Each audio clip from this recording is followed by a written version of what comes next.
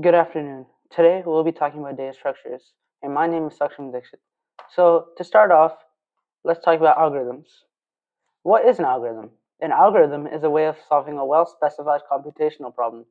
Furthermore, it is a finite set of rules that give a sequence of operations for solving a specific type of problem. So, let's look at the example of making a sandwich. You have two breads, then you spread butter on them, then you would cut cheese and then tomatoes. Then you put the cheese and then the tomatoes on one bread. Then you put the other bread on top. And now it's ready to eat.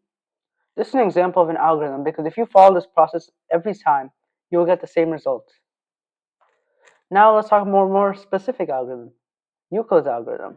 So Euclid's algorithm is used to find the greatest common denominator of two positive integers. Now let's consider two positive integers m and n, such that m is greater than n. The first step would be to divide m by n, and the remainder is r. The second step would be that the algorithm ends if r is greater than 0, and n is the greatest common denominator. The third step is if r is not equal to 0, then you would set m equal to n and n equal to r. Then you would repeat the process. This is a recursive algorithm because the algorithm is being repeated until a certain condition is met. And we'll talk about recursion more later on. So here's the Euclid's algorithm code. You could always look at this on your free time as it will be updated to the Udemy course. Now let's talk about bubble sort algorithm. Bubble sort is a sorting algorithm that starts from the first element of the array and compares it with the second element. If the first element is greater than the second, we swap them. It continues this process until the end of the array, and then the largest element bubbles onto the top. You will get the worst sorting performance when the data is from biggest to smallest. And here's a GIF on the right that displays bubble sort happening in real time. As you can see, the 8 and 7 were swapped because 8 is greater than 7. So why algorithms? Algorithms help with giving estimated runtime. They help decide on hardware requirements. They help you conclude what is feasible versus what is impossible.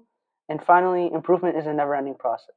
We always strive for the most efficient and quickest algorithm. Now let's talk about why data structures. Firstly, let's establish what a data structure is. A data structure is a way to organize, process, retrieve, and store data in a specific format. Typically, you want to choose a structure that will make it easier to find and sort an item in your program. Now let's look at these two images below. As you can see, the image on the left, everything is more organized, meaning that it'd be much easier to find a certain element that you're looking for. The image on the right, however, is completely unorganized and there's no sort of sorting whatsoever. This will make it really difficult to find the element you are looking for, and you'll most likely just have to go through all the books there, which is never the most efficient solution.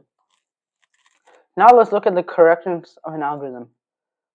It has to meet these three criteria for it to be considered an algorithm. Firstly, there has to be a statement to be proven. The second step would be that you have to list all of the assumptions. And the third step is that you would use chain of reasoning from the assumptions to the statement. Now let's look at the incorrectness of an algorithm.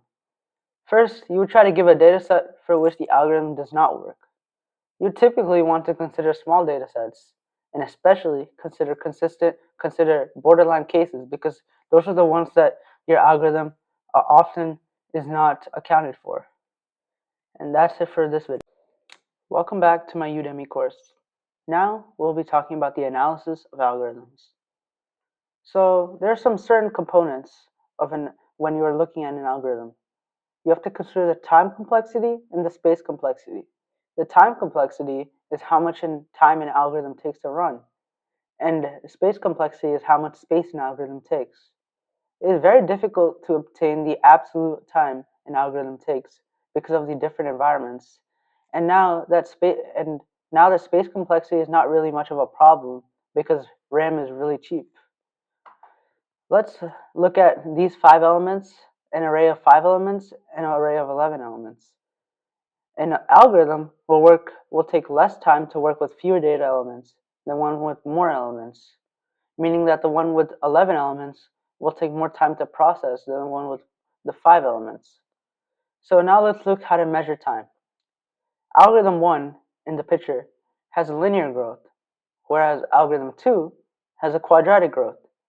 A linear time complexity is considered better than a quadratic time complexity because as the input size increases, a linear algorithm execution time grows proportionally to the input size, whereas a quadratic algorithm grows far beyond that and it's just not really reliable. Now let's look at the types of time complexity. There's worst case, there's best case, which almost never happens, and then there's average case, which requires the understanding of numerous statistical methods, making it very complex. We typically look at the worst case because that's the one that we like to consider, and it has the highest chance of happening. Now let's look at the RAM model of computation. In this format, we have infinite memory. Each operation, so plus, minus, multiplication, division, and equal sign, it takes a unit amount of time. And every time you access memory, unit time is consumed. And data may be accessed from the RAM or the disk, but it's assumed that the data is in the RAM. And the picture on the right just shows like the breakdown of how this works in the RAM model. Now let's look at time complexity of the bubble sort, which we discussed in the last video. So looking at that image, you can see that it develops an algorithm, a formula for the algorithm, which is Pn squared plus Qn plus R. As you may know, this is a quadratic because the highest term is n squared. And this makes this really inefficient. And when we spoke about last time how this is least efficient when the elements are sorted from biggest to smallest, this is a prime example of that. And this only worsens the case for the bubble sort because a quadratic time complexity is very bad. Now let's look at the bubble sort code, which again you have access to and you can use whenever you want. Now let's look at big O notation. This is a pretty complex topic, and you can always come back to it after reviewing the later units. So what is the definition of a big O notation? A big O notation describes the upper bound of the time complexity or space complexity of an algorithm, focusing on its behavior as the input size grows towards infinity. The purpose of this is that it helps express how the runtime or memory requirements of an algorithm scale with the size of the input, providing a new abstract way to analyze the performance. So the worst case scenario, big O is typically represents this. However, it can also be used for best case and average case analysis. Asymptotic analysis is the idea that big O ignores constant factors and lower order terms, focusing only on the highest growing term for large inputs. So if we go back a couple slides, you can see that it's Pn squared plus Qn plus R. So when looking at the big O notation for that, we would just completely eliminate the Qn and the R because it's not the biggest exponent. So now let's look at the comparison of running times. So accessing an array using the index does not depend on the size of the array, which means that it's orderly one notation. The time to go through all the elements in an unsorted array take O to the n time. A loop inside of a loop, or a double for loop, typically represents O to the n squared time complexity, which is not one that you do not want. And that's it for this video. Welcome back to my course. Today, we're going to be talking about basic sorting and search algorithms. To start off, let's talk about the selection sort algorithm. Selection sort is a simple comparison-based sorting algorithm that works by repeatedly selecting the smallest or largest element from the unsorted portion of the array and placing it in the correct position within the sorted selection. This process continues until all the elements are sorted. Let's look at the steps for the selection sort algorithm now. The first step is that you start with an unsorted array. The second step is that you identify the smallest element in the unsorted portion, and then you would swap it with the first element of the unsorted portion. Then you would expand the sorted portion and repeat until the entire array is sorted. For example, let's consider the array 29, 10, 14, 37, and 13. In the first time you loop, the algorithm scans the entire array. Then it would identify 10 as the smallest element, and then it would swap it with 29, as that is the first element of the array. In the next pass, 13 is identified as the smallest, and then is swapped with 29. This process continues until the entire array is sorted. Selection sort has a time complexity of O to the n squared due to its nested loops, making it inefficient for large datasets. However, because it performs at most n swaps, it can be useful in scenarios where minimizing swaps is important. Despite its inefficiency, selection sort is easy to implement and does not require additional memory beyond the input array. Now let's talk about insertion sort. Insertion sort is a straightforward sorting algorithm, that builds a sorted array incrementally. It works similarly to playing cards in your hand. Each new card is placed in its correct position relative to the already sorted card. Now let's look at the steps of the insertion sort.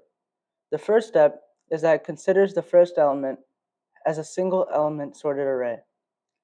Then it picks the next element and compares it with the elements in the sorted position. Then it would shift elements as needed to create space for the new element in its correct position. You would repeat this process until the entire array is sorted. Now let's look at an example of this. For example, let's see if you were given the array 8, 4, 3, and 9. We can start by treating 8 as sorted. Then the next element, 4, is compared with 8 and then inserted before it. Then 3 is compared with 4 and then inserted before it. Finally, 9 is already in the correct position. Thus, the final sorted array is 3, 4, 8, and 9. Insertion sort has an average and worst case time complexity of O to the n squared. However, in its best case, or when the array is already nearly sorted, it performs this operation in O to the n time. This makes it particularly useful for small data sets or situations where data is nearly sorted, as it is also stable and meaning that elements with equal values maintain their original order. Now, let's compare these two algorithms now that we've talked about them. So first, looking at the efficiency, both selection sort and insertion sort have the worst time complexity of O to the n squared, making them inefficient for large data sets. However, insertion sort performs better when the array is nearly sorted and making it run in O to the n time. Now let's look at the number of swaps in each of these algorithms. Selection sort makes at most n swaps, making it a better choice when swap operations are costly. Insertion sort, on the other hand, may require more swaps as the elements perform the same number of comparisons regardless of the initial order. Now let's look at stability. Insertion sort is stable, preserving the relative order of equal elements. Selection sort, on the other hand, is not stable because it may swap elements across large distances, altering their relative positions. Understanding these trade-offs is very crucial in order to choose which algorithm is right for you based on the problem's requirements. Now let's look at in-place sorting algorithms. So an in-place sorting algorithm is one that requires only a small, constant amount of extra memory beyond the original input. This is in contrast to the algorithms like merge sort, which require additional storage for temporary arrays. Both selection sort and insertion sort are in-place sorting algorithms because they rearrange elements within the array without allocating extra space. This property is crucial for memory-constrained environments where minimizing additional storage is necessary. Now let's look at stable versus unstable sorting algorithms. Sorting algorithms can be classified in both of these categories. A stable sorting algorithm maintains the relative order of elements with equal values. This is useful in multi-level sorting, such as sorting a list of employees by first department and then their name. An unstable sorting algorithm may rearrange equal elements, potentially disrupting order and dependent data structures.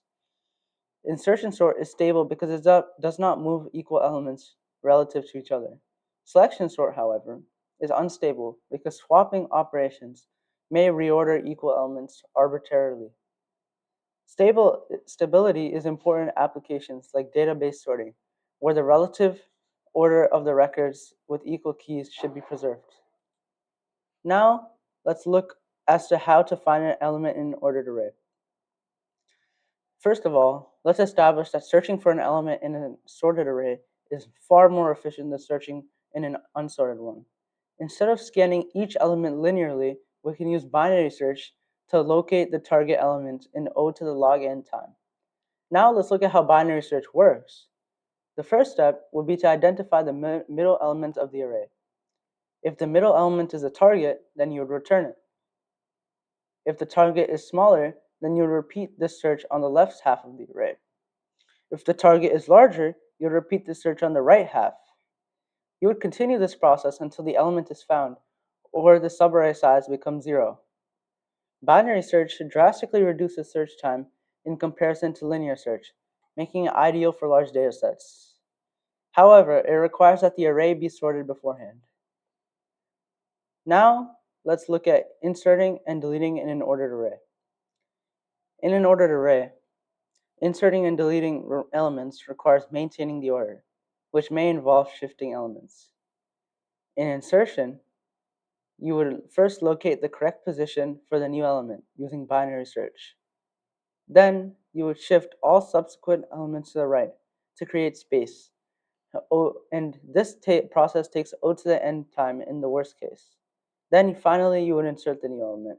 Now looking at deletion, you would locate the element using binary search, which is what we discussed last slide.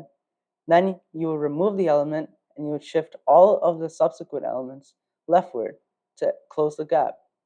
While binary search speeds up element location, shifting elements still results in O to the n time complexity for insertion and deletion.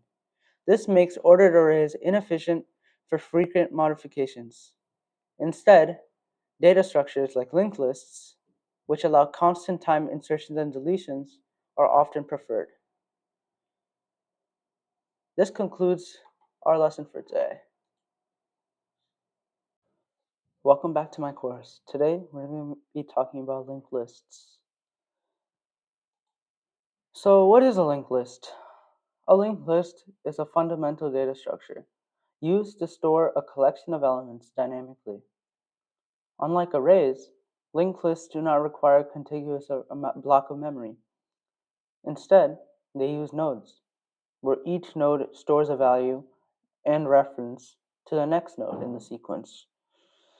So there are multiple types of linked lists. The first one would be a singly linked list, where each node has a pointer to the next node. The second type would be a doubly linked list, where each node has two pointers, one to the next node and one to the previous node, and a circular linked list, where the last node points back to the first node, forming a loop, which will not be talked about in this course.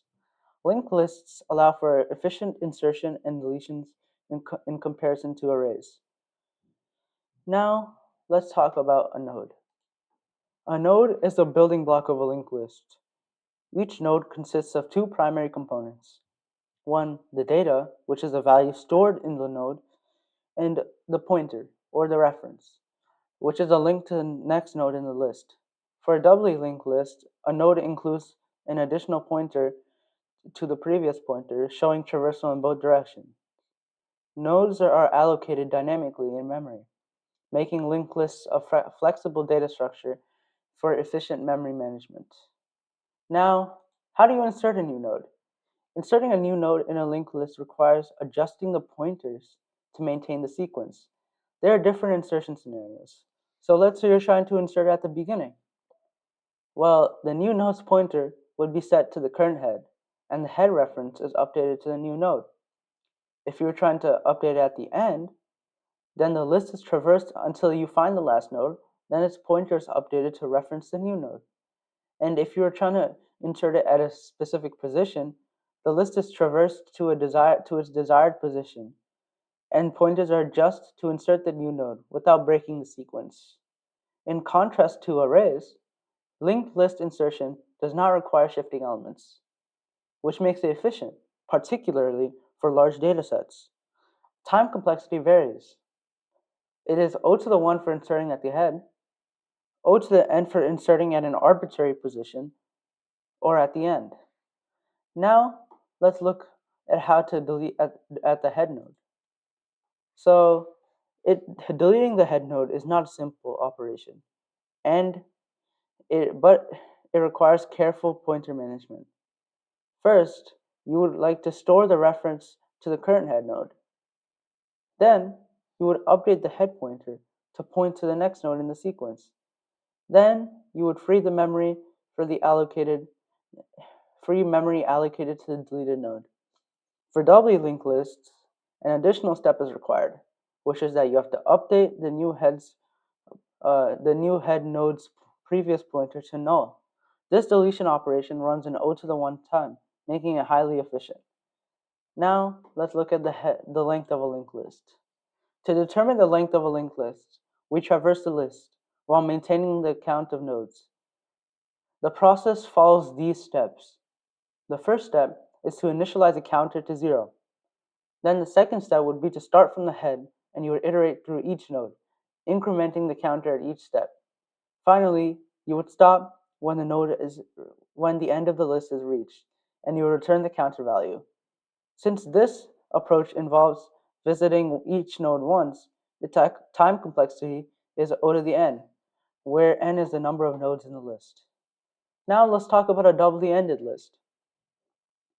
A doubly ended linked list has two references, one to the first node and one to the last node. With the first node is known as the head, and the last node is known as the tail. This structure allows for two things. Firstly, it allows for fast insertions and deletions at both ends. Unlike singly linked lists, where inserting at the end requires traversal, doubly linked lists maintain direct access to the last node. And the second thing that this structure allows for is efficient queue implementation. Queues require constant time enqueue or insertion and dequeue deletion operations, which doubly linked lists support efficiently. Doubly ended lists provide flexibility in managing elements dynamically, improving performances for use cases like caching and task scheduling. Now, let's look at a doubly linked node. So a doubly linked node extends the functionality of a singly linked node by including three things. It includes the data, which again stores the node's value. It includes the next pointer, which points to the next node in the sequence, which was also in the singly linked list. And however, this also contains a previous pointer, which points to the preceding node in the sequence. The presence of both these backward and forward nodes, it allows for two things. It allows for bidirectional traversal, which means you can navigate in both directions, and efficient deletion, as removing a node now does not require traversal from the head.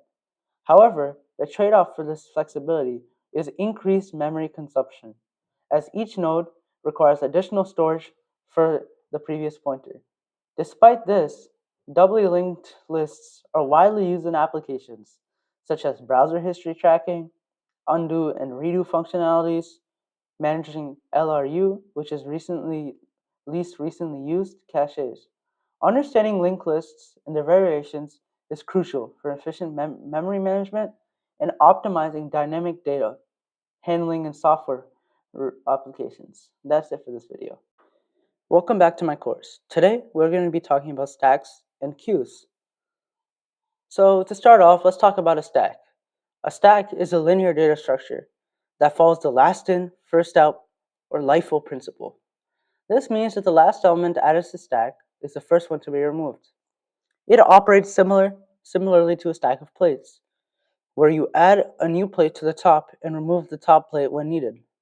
Stacks are used in various applications such as function calls, specifically managing recursive function calls, expression evaluation, which is converting infix expressions to postfix/prefix, undo/redo mechanisms in text editors and browsers, backtracking algorithms, which are used in maze solving and depth first search, and some operations that are performed on a stack are push, which adds an element to the top of the stack, pop, which removes the topmost element, peek, which retrieves the top element without removing it, and finally isEmpty, which checks if the stack is empty.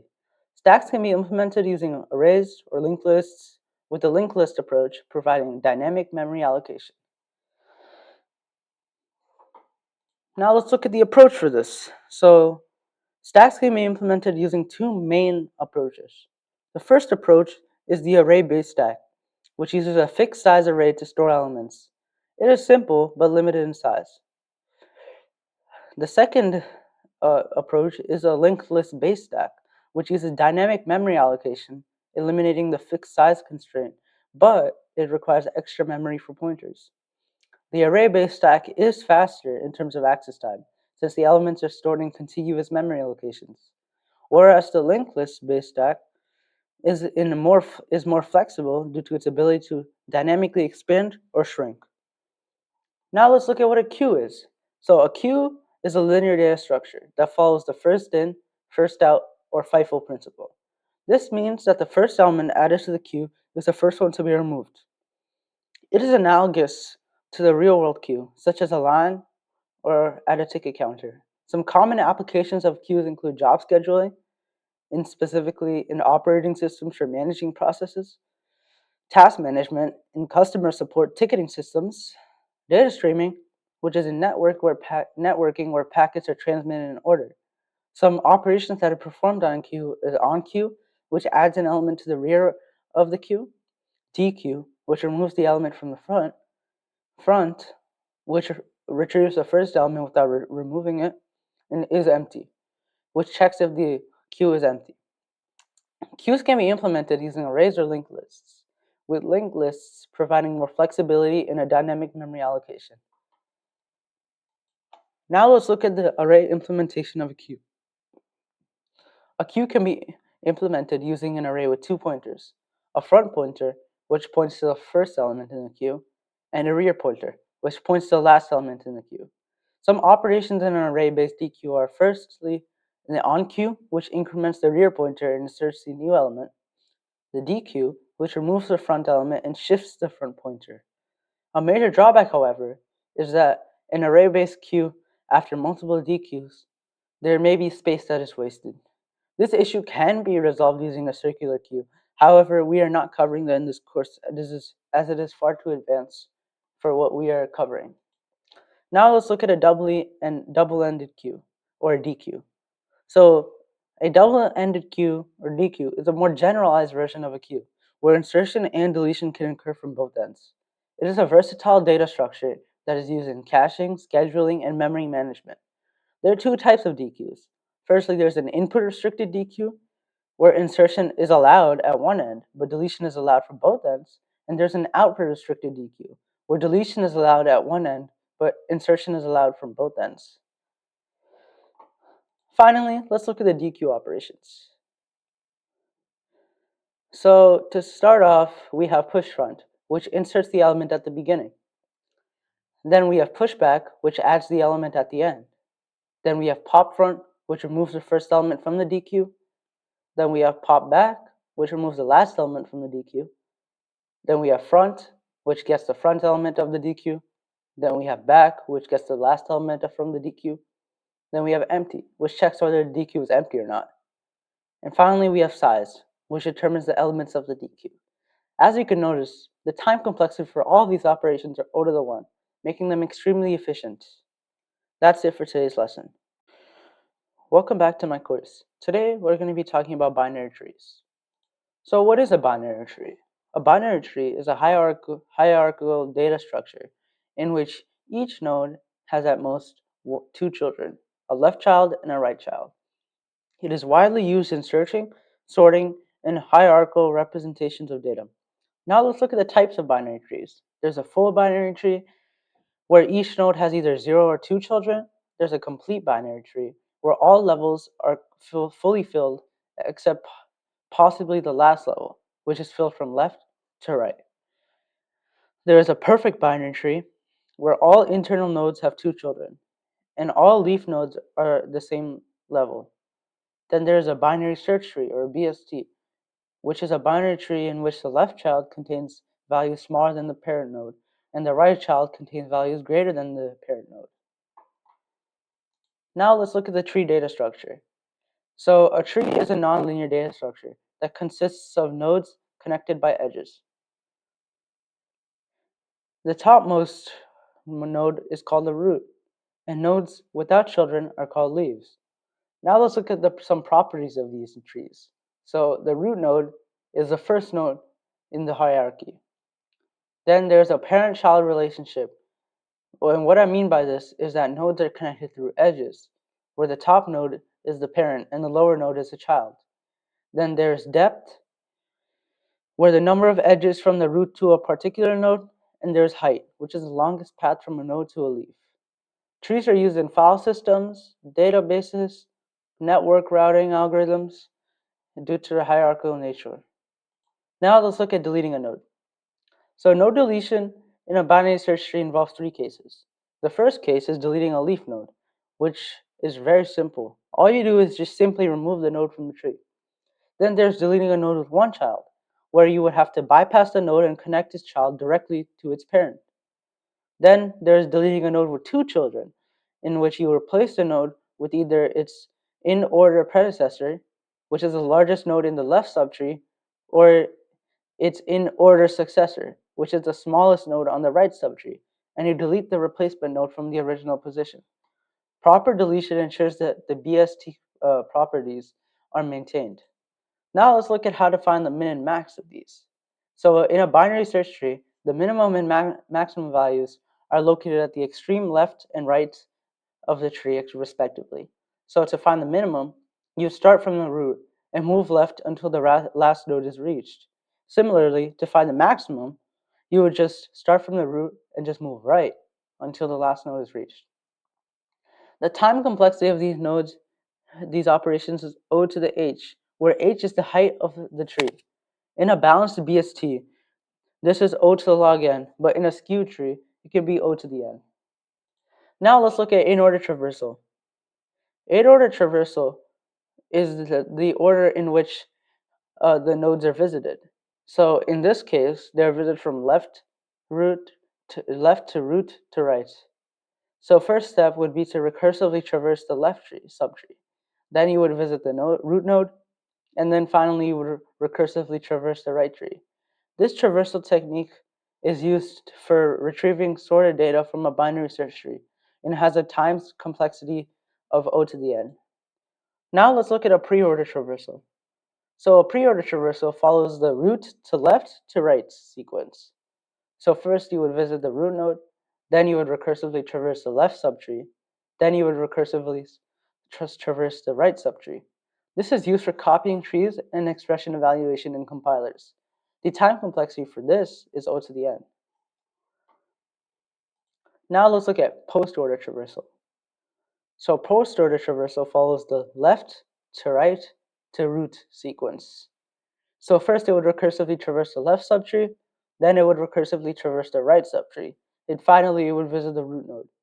This traversal is useful in deleting trees and evaluating mathematical expressions.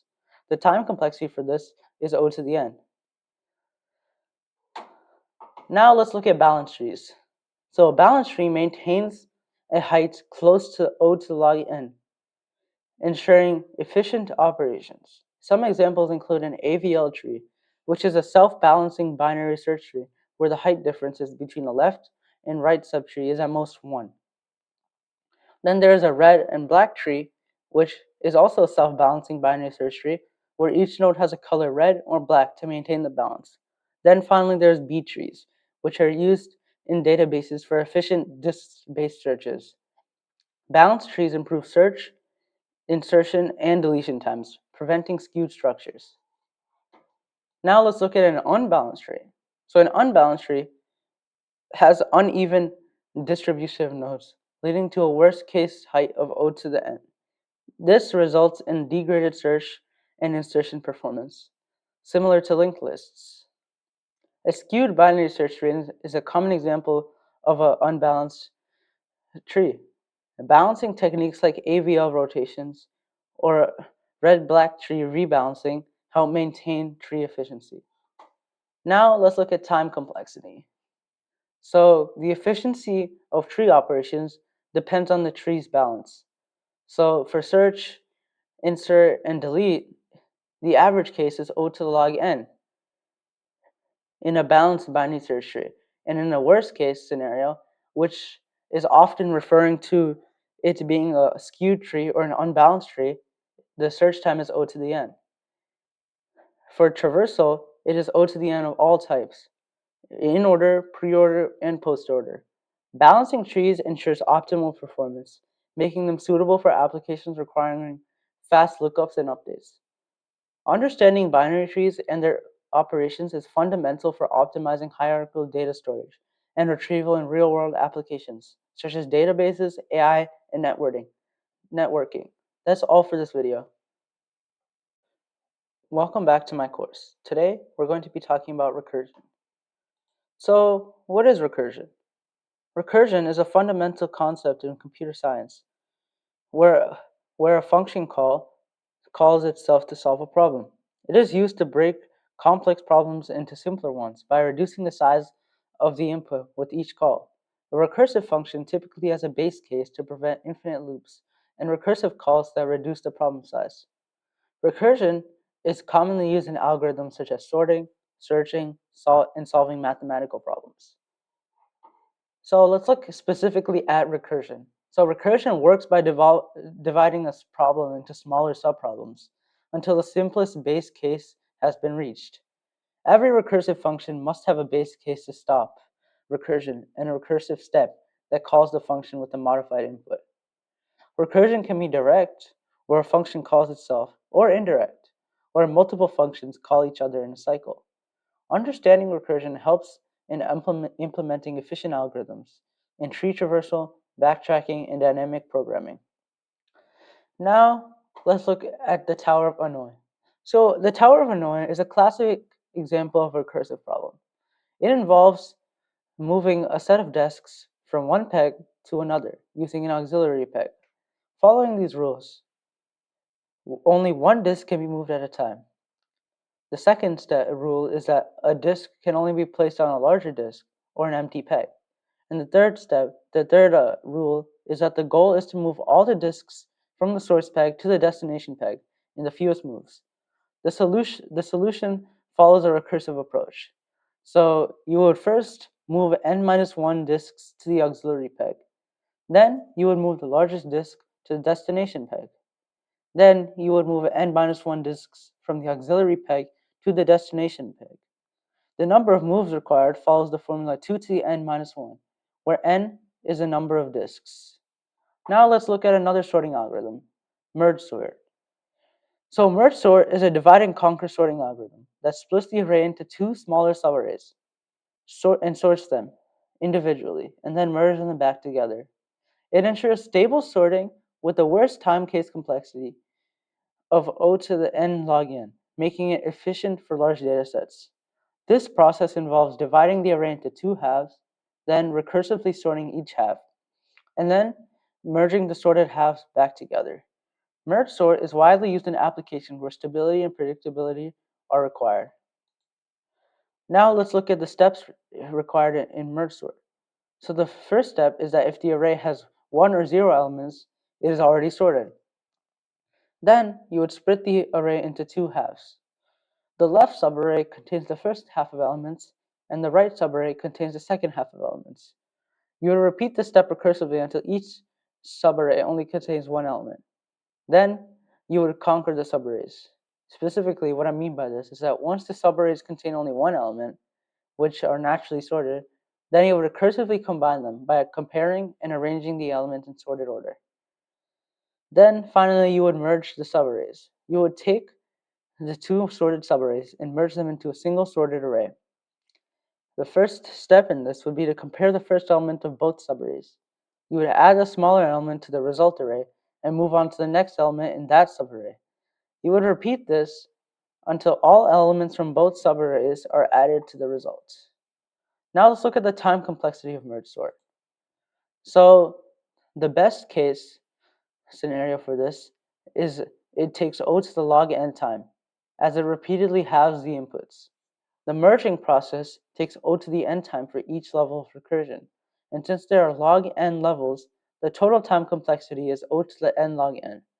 This makes merge sort far more efficient than the algorithms like bubble sort and selection sort for large inputs, though it does require additional space for merging. And just to add on, bubble sort, which was demoed earlier to display what an algorithm is not typically used in coding and is more of a learning algorithm to teach you how sorting really works. That's it for this video.